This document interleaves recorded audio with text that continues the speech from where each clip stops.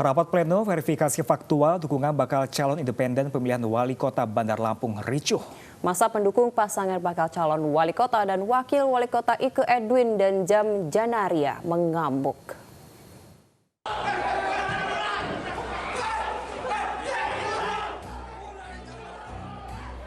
Kemarahan masa pendukung pecah saat KPU Kota Bandar Lampung mengumumkan pasangan independen Ike Edwin dan Dr. Zam Zanaria tidak bisa mengikuti karena kurang syarat dukungan warga.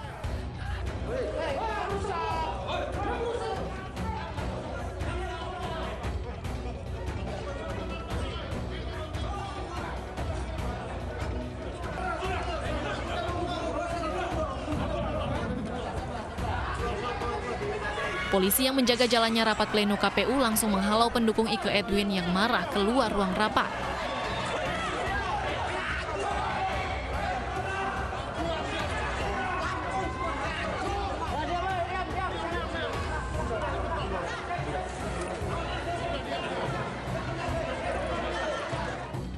Setelah pendukung Ike Edwin dikeluarkan, situasi mereda.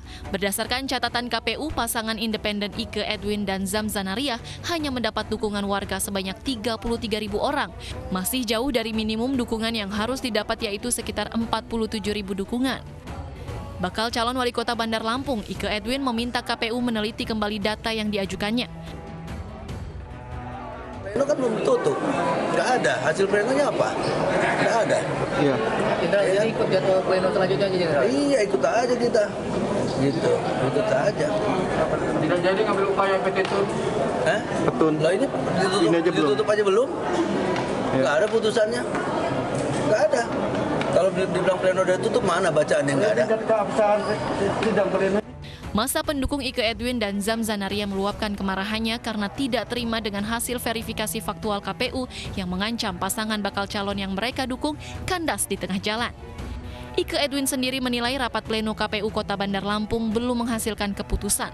Dari Bandar Lampung, Andres Afandi, iNews melaporkan. Sementara itu pemirsa, calon independen pasangan Bagio Wahyono dan FX Suparjo alias Bajo menggelar syukuran setelah dinyatakan lolos tahap verifikasi faktual KPU untuk Pilkada Surakarta. Ya, bersama sejumlah pendukungnya, mereka menggelar tumpengan sederhana.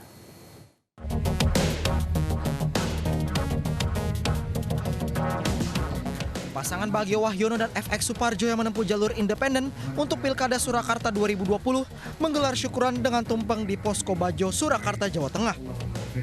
Syukuran digelar setelah pasangan Bajo dinyatakan lolos verifikasi faktual oleh Komisi Pemilihan Umum Kota Surakarta.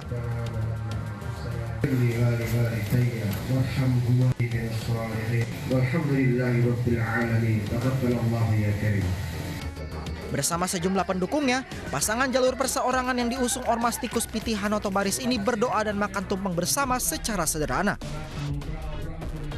Rasa syukur kepada Tuhan kita, jadi kita merasa sangat berjalan bisa lolos di sini. Kita jadi calon tetap wali kota. Ucapan rasa syukur. Sebelum ini konsolidasi. Artinya kita nanti kita rapatkan barisan, kita puji dapurnya 38, kita kembangkan sekasur dapur sesungguh. KPU Kota Surakarta menyatakan pasangan Bagio Wahyono FX Suparjo atau Bajo lolos verifikasi faktual syarat dukungan Jumat kemarin sehingga berhak mendaftar sebagai pasangan calon untuk bertarung di Pilwalkot Surakarta.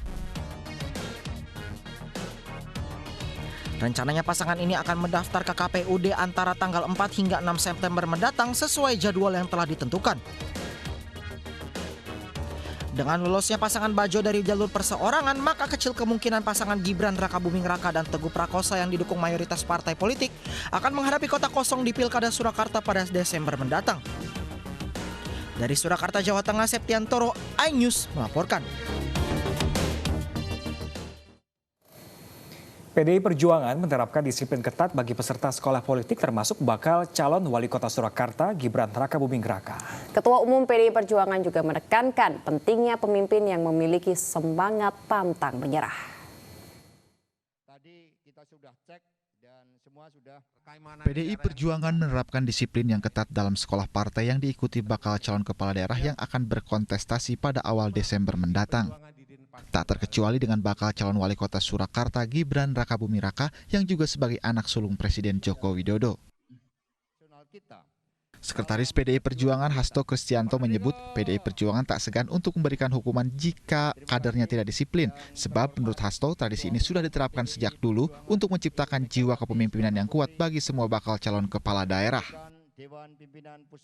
Meskipun dilaksanakan secara daring, tetapi kedisiplinan itu tetap bersifat mutlak. Sehingga kami laporkan pada Ibu Ketua Umum bahwa tadi kita sudah cek dan semua sudah menyatakan siap, serta siap juga untuk menerima sanksi disiplin organisasi apabila tidak mengikuti sekolah partai ini dengan sebaik-baiknya. Jadi semua sudah menyatakan siap karena ini telah tradisi kita di dalam membangun organisasi.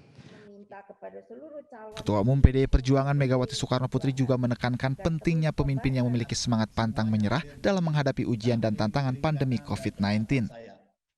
Saya meminta kepada seluruh calon yang diusung oleh PDI Perjuangan agar terus kobarkan semangat berdedikasi bagi bangsa dan negara, berdedikasi tanpa kenal akhir. Waktu kemarin, waktu saya memberikan rekomendasi, saya akan bertanya, apa maksud kalian maju untuk menjadi pemimpin di daerah? Kalau hanya untuk harta, kalau hanya untuk jabatan, kekuasaan, saya sangat yakin bahwa Anda tidak akan mungkin menjadi 2 kali. Sekolah partai ini diikuti oleh 129 calon kepala daerah dan wakil kepala daerah yang didukung PDI Perjuangan. Di antaranya Gibran Rakabuming Raka, calon Bupati Kediri Hanindito Himawan Pramono, hingga calon Bupati Bovendigul Martinus Wage. Dari Jakarta, Tim Liputan iNews melaporkan. Dukungan untuk bakal calon wali kota Medan Bobi Nasution kembali bertambah. Ya, DPD Golkar Kota Medan memberikan rekomendasi kepada pasangan Bobi Nasution Aulia Rahman di Pilkada Medan 2020. Sementara ratusan elemen pemuda yang tergabung dalam Pemuda Pancasila 1959 menyatakan sikap mendukung Ahyar di Pilwakot Medan karena dinilai telah berpengalaman. Di sini sangat berterima kasih karena dari awal bakal calon wali kota dan wakil wali kota Medan Bobi Nasution dan Aulia Rahman resmi mendapat rekomendasi dari DPP Partai Golkar untuk Pilwakot Medan. Surat rekomendasi diserahkan langsung oleh Ketua Umum DPP Partai Golkar Erlangga Hartanto 18 Agustus lalu. Menantu Presiden Joko Widodo ini bertekad akan membuat kemajuan bagi Kota Medan sesuai dengan harapan Partai Golkar. Sekarang sudah memberikan kepercayaan kepada saya dan Bang Aulia Rahman sebagai eksekutor untuk perubahan dari Kota Medan. Banyak pesan, banyak yang disampaikan, apa-apa saja yang perlu dilakukan di Kota Medan, terutama untuk persoalan di UMKM ataupun di birokrasi di Kota Medan akan menjadi perhatian khusus bagi kami. Sementara untuk memenangkan Bobi Nasution Aulia Rahman, DPD Golkar Medan akan melakukan konsolidasi ke seluruh kecamatan. Meski hanya memiliki 4 perwakilan kursi di DPRD Kota Medan, Ketua DPD Partai Golkar Kota Medan yakin dapat menyumbangkan 100.000 suara untuk Bobi Aulia. Rekomendasi terhadap saudara Bobi dan Aulia. Tapi intinya kita sudah mencahkan kepada kawan-kawan, saya sudah memanggil ke kecamatan-kecamatan supaya semua bekerja keras untuk memenangkan Bobi dan Aulia untuk perubahan Kota Medan. Yang mampu merubah Kota Medan ini saya tengok tokoh muda.